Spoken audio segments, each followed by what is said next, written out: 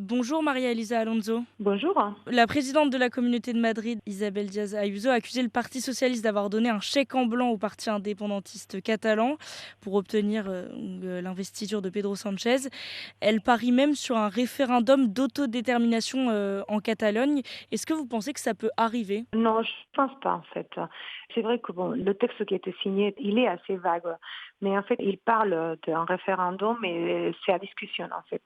Ils vont établir une sorte de table de dialogue, de discussion. La question du référendum sera posée à ce moment-là, et ce sera avec l'accord des deux partis. Donc, pour l'instant, le Parti socialiste a dit non, et c'est inamovible pour l'instant. Donc, je ne pense pas qu'il y aura un référendum.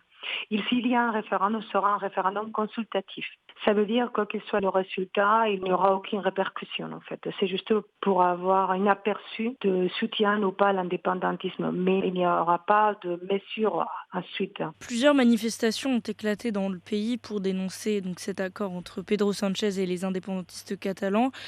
Est-ce que le Premier ministre, il prend pas un risque aussi de se mettre une population à dos qui voit dans cet accord des petits arrangements politiques? Je pense que aussi, voilà, elle se met à dos pas seulement la société en général ou une partie de la société conservatrice qui est contre cet accord, mais même au sein du même parti socialiste, il y a des leaders traditionnels comme Felipe González qui était président de l'Espagne qui est contre cet accord.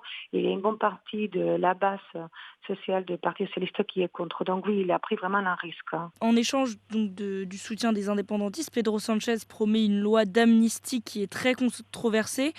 De quoi s'agit-il exactement? On n'a pas encore tous les points parce que c'est vrai que le document il est très vague, il n'y a que 3 pages, donc il n'y a rien de concret. On ne sait pas qui va être concerné par cette amnistie. Pour l'instant, on sait que ça va être Puigdemont et ses proches qui sont en fuite en Belgique, et certains hommes politiques qui sont en Catalogne et tout ça, mais on ne sait pas s'ils vont aussi pardonner les gens qui ont manifesté lors de les manifestations de 2017. Donc on ne sait pas vraiment l'ampleur de l'amnistie. Tout est vraiment très vague. Donc selon vous, il n'y a pas de risque que l'Espagne replonge dans la crise qu'elle a connue en 2017 avec cette tentative de sécession de la Catalogne? Je pense pas, parce que la société catalogne, déjà, ce n'est pas la même. Et selon les dernières enquêtes du Centre d'investigation sociologique espagnol, on voit que le soutien à l'indépendantisme est de plus en plus faible. D'ailleurs, le premier parti en ce moment en Catalogne, c'est le Parti socialiste, donc loin de l'indépendantisme. Donc non, on ne trouvera pas ce même contexte. Par contre, c'est vrai que dans le reste de l'Espagne, on a déjà vu des manifestations assez violentes liées à l'amnistie, mais aussi liées à des mouvements d'extrême droite, parce qu'on avait par exemple des manifestants qui ont attaqué un journaliste de CNN, qui ont chanté des chants fascistes, des cris pour Franco, avec des drapeaux de l'époque de la dictature de Franco, avec des signes fascistes. Donc vraiment, c'est ça ce qui peut craindre vraiment Sánchez, mais pas en Catalogne en fait. Et la Commission européenne a demandé des explications sur cette loi d'amnistie. Qu'est-ce que Bruxelles craint? Je ne sais pas qu'est-ce qu'il craint, parce qu'il n'y a pas vraiment non plus une déclaration très claire. Les seules informations que nous avons, c'est qu'ils ont demandé des explications. Et je pense qu'ils pensent que c'est peut-être anticonstitutionnel, je ne sais pas exactement. Mais en tout cas, le président a tout de suite répondu que ça relève du Parlement espagnol et pas de l'Union européenne. Donc, je pense qu'attendre la suite, on ne sait pas vraiment cette loi. Donc, on ne sait pas à quoi se concerne cette loi. On n'a aucun texte. Donc, tout ce qu'on peut parler de cette loi et même les demandes de l'Union européenne, c'est vraiment sur des hypothèses. Donc, je pense qu'ils se sont même trop avancés à demander des explications sans savoir, sans avoir un texte concret sur cette loi. Et une bonne part des électeurs de gauche sont réticents à l'idée de voir Carles Puigdemont revenir. Pourquoi, à votre avis? Parce qu'en fait, c'est comme si on pardonnait quelqu'un qui est un délinquant, en fait, qui est parti et qui ne s'est jamais rendu à la justice, donc qui est en fuite à Waterloo d'ailleurs. Carles Puigdemont, c'était le président de Junts per Catalunya, c'est un parti indépendantiste catalan. Donc, quand il était président de la communauté autonome, il a organisé un référendum illégal, sachant que la constitution espagnole ne reconnaît pas les référendums d'autonomie. Donc il a organisé un référendum dont la question c'était pour ou contre l'indépendance de la Catalogne vis-à-vis de l'Espagne. Il a considéré que la Catalogne pourrait se rendre indépendante.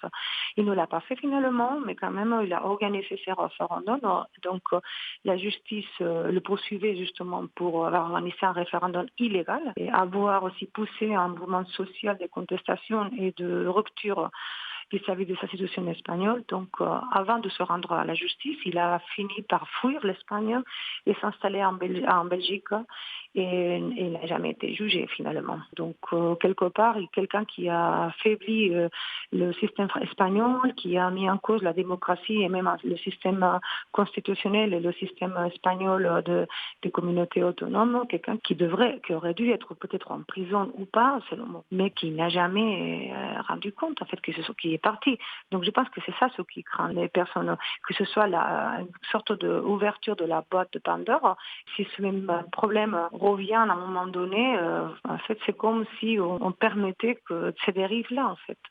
Donc je pense qu'ils ont peur vraiment que ce problème se répète dans les années à venir et que les politiques qui poussent à une révolte sociale ou qui questionnent les institutions espagnoles finalement ne payent pas cette révolte. Pedro Sanchez est donc bien parti pour être reconduit au pouvoir, mais il devra composer avec une majorité instable entre les partis basques, les indépendantistes, l'extrême gauche de Sumar ou encore les socialistes. À quoi elle va ressembler cette nouvelle gouvernance espagnole ? Pour l'instant, on ne sait pas s'il va être président. Il lui manque l'accord du Parti nationaliste basque qui a 5 députés, que apparemment ça devrait aller dans les jours à venir, dans les heures à venir, mais pour l'instant, il n'a pas la majorité nécessaire pour être investi comme président. Donc je pense que ça va ressembler à la présidence qu'on a jusqu'à ce moment-là, en fait, parce que ça va être pareil.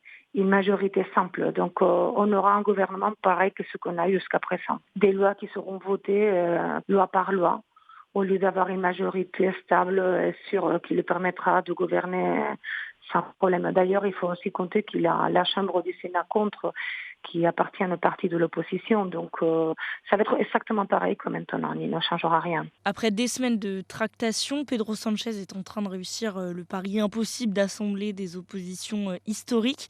Comment vous, en tant que chercheuse, vous analysez tout ça ? Je ne sais pas si c'est un coup magistral, c'est vraiment une fuite en avant, mais en fait, pour l'instant, ça le réussit.